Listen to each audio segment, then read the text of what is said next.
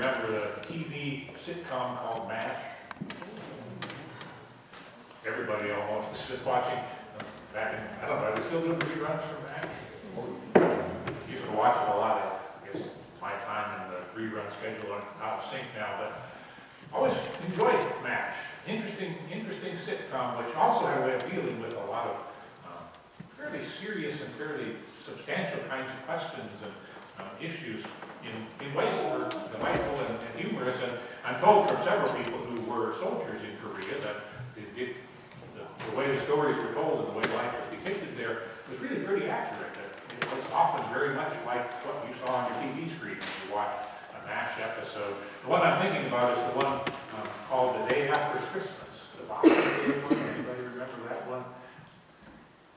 On Christmas Day of this particular year in the history of the show, the hospital, the M.A.S.H. hospital, had a number of British soldiers as patients. And everybody was kind of in pretty good shape, and nothing else much was going on. So there was a lot of time for the staff and the patients to sort of sit and talk and tell stories and reminisce. And everybody wished they were someplace else, like back home where their families were, instead of stuck in the middle of Korea in this crazy hospital. Telling all these stories back and forth, and the British soldiers were telling the American medical staff and soldiers about a custom that they practiced on the day after Christmas, on Boxing Day. I don't know whether this went outside the military or not, but in the military, at least in those days, it was kind of the tradition to reverse roles. The enlisted people became officers, and the officers became enlisted people, and everybody got to taste what the other side lived like. Partly in jest, I suppose, partly for fun, partly to cure the boredom, and maybe because you learn something when you trade roles like that. Well, life was kind of dull in M.A.S.H. at that particular time. The war had sort of settled down for Christmas, took a Christmas break. It wasn't a whole lot going on. Everybody was kind of grumpy. So Colonel Potter, the base commander, decided that maybe that M.A.S.H. unit would try this Boxing Day tradition where the roles got reversed, which of course made the enlisted folk really happy, but the officers got kind of grumpy about the whole thing. However, Colonel Potter, being the base commander, gets the winning vote, so he breaks the tie. And sure enough, the next morning, the day after Christmas, at 0500 hours, a lot of roles got reversed. Corporal Klinger became the base commander, skirt and all.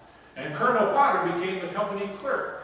And Captain Pierce, the chief surgeon, Hawkeye, would now start working in post-op. And the head nurse, Major Margaret Houlihan, would end up doing KB. And Captain Honeycutt, one of the other surgeons, ended up working in the laundry.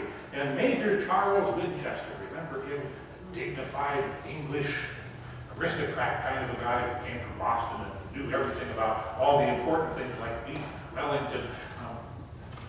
Major Winchester got assigned to help the cook in the kitchen, which really made him kind of happy because now finally he could prepare things like beef Wellington, eggs Benedict, and all the good stuff that he was missing from back home. Instead of that slop that got thrown through the mess hall, he was going to turn this thing around and do things right. Well, he found out there's a reason why things are the way they are in the mess hall on a military base, because the eggs Benedict just wouldn't work, and he was kind of bent out of shape about the whole thing because it wasn't really working out the way he wanted it.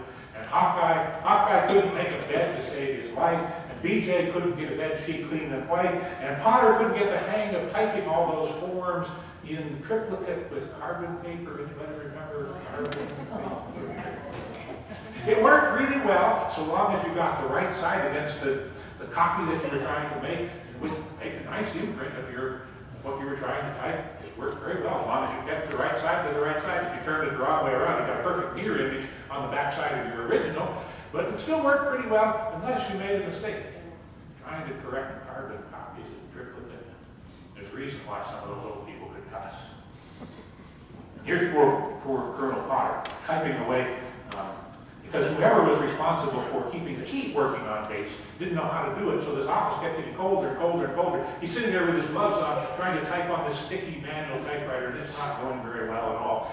And Klinger, who is supposed to be the base commander, never understood how many decisions a base commander has to make moment by moment by moment, even on a fairly slow day. And so by the end of the day, the base had pretty much ground down to a halt, and nothing was going right, and the system was pretty much ready to collapse. But it was nighttime anyway, and it was time for this little game to be over, and everybody to go back to their regular roles, which everybody was happy to do. But they took back with an appreciation for what the other person did. people that they worked with day in and day out, so that there was now this new understanding of what it really was like to be the other person for just a little while. Maybe it was a pretty good way to celebrate the day after Christmas. Maybe so. What I didn't know until I started doing some research earlier, working on this text, is that there was a point in the Christian church back during the medieval times, back in the early 1400s, the late 1300s, there was a time when the church had kind of this upside-down sort of day as a part of its celebration. And it usually happened sometime between Christmas and New Year's, on one of the feast days that are in that stretch, in that week of time. There would be this upside-down day that was called sometimes the Feast of Fools. It was called sometimes the Feast of the Boy Bishop. It was called sometimes Carnival, depending on which country you were in Western Europe. Went by a lot of different names, but the game was still the same. People with no right to the roles would become for the day the Pope for the day, or the Bishop for the day, or the priest for the day, and the choir would be made up of people who couldn't carry a tune, and the deacons would stumble and trip as they made their way to the altar, and when they got there, instead of doing what deacons are supposed to do at the altar, they would play cards and smoke cigarettes and whatever else, just sort of turning everything on its head. The incense would be made out of old shoe leather. You think that's what it smells like anyway.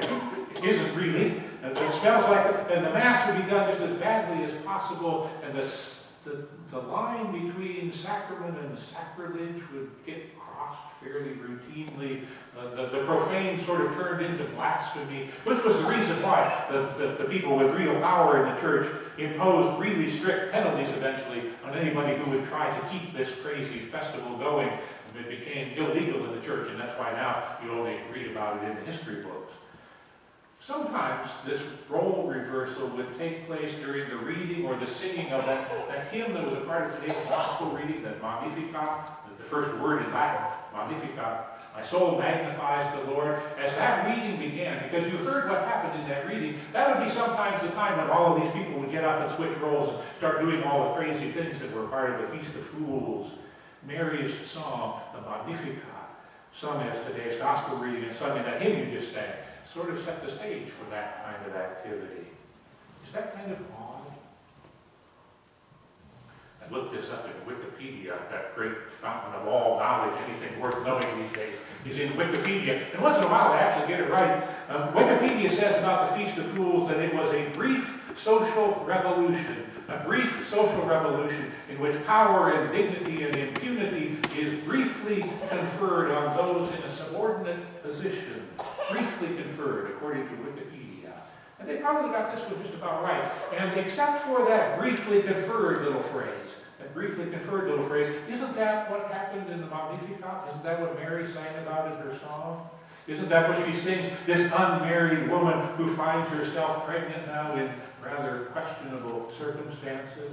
Mary, who in the story that we heard in today's gospel, makes her way to her kinfolk, to a woman named Elizabeth, a friend of hers, not only a friend, a kin of hers, an old cousin, whose own pregnancy must be arousing some questions and some amused comments from neighbors and people who kind of get themselves busybody about stuff like this. How can this old woman, Elizabeth, at her advanced age, suddenly find herself expecting her first baby? And so you've got these two odd women, Mary and Elizabeth, both enduring the scrutiny of the community because both of them were in somewhat odd and unusual circumstances. Both of them perhaps feeling a certain amount of embarrassment about what had happened to them. How could these two women, these two odd women, be the ones chosen to bear good news? How could such a thing be? And then the folly of her own words. Did you hear them? They are unbelievable words. Listen again. God routed the arrogant through their own cunning. Down from the thrones he hurled the rulers. Up from the earth he raised the humble. The hungry he filled with the fat of the land. The rich he sent off with nothing to eat. Who ever heard of such a thing? Feast of fools indeed, isn't it? Feast of fools. And you and I, we know about all this kind of stuff. We know everything, you and I. We're smart and we're educated. Some of us are even high and mighty. We know how babies are made. We know who gets to have babies and when and why. We know about all that stuff. We know about who makes the decisions and who makes them stick. We know the difference between Washington, D.C. and those places where the watch gets hung out on the clothesline in the backyard. We know about all this stuff. We know how the economic system is tilted this way and that way to favor people who are not so much like us. And no matter how we demonstrate, or no matter which parts we occupy, or no matter much who we vote for, we're smart enough to know that not much is going to change. And you and I, we know something about God, too, not just about politics and society. We know some things about God. God comes through the world in fire and wind and thunder and power. God lives in the great places. God lives in Jerusalem. God lives in the cathedral at Notre Dame. God does not enter the world in an unwed mother's body and wind up lying in a cradle in a manger somewhere. And it doesn't happen in a two-bit town, no matter what the Christmas carol says about a little town of Bethlehem. We know these things, you and I. We know everything. We're smart. We understand this stuff. And when life is difficult, and when circumstances drive us to pray, we don't pray to some wimpy little God. We pull the words out of today's psalm. Give ear, enthroned one, stir up your might, come to save us, restore us, let your face shine that we might be saved. That's not something that some impotent pretender can pull off. And you know that, and I know that. So why then was the Feast of Fools condemned? Why then was it pushed out of the tradition of the church, out of the tradition of society? Was it because the big shots didn't want people to have fun? Was it because the big shots didn't really want people making fun of what's going on and they were disturbed by the profanity? Was that why?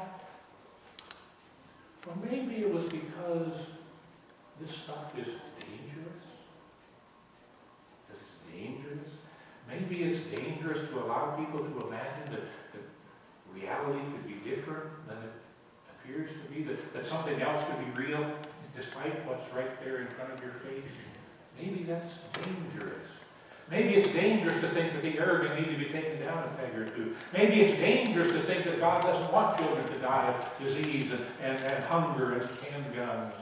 Maybe what Mary imagines today and what Elizabeth imagines today, maybe they are pregnant with possibility, pregnant with possibilities that might change the world.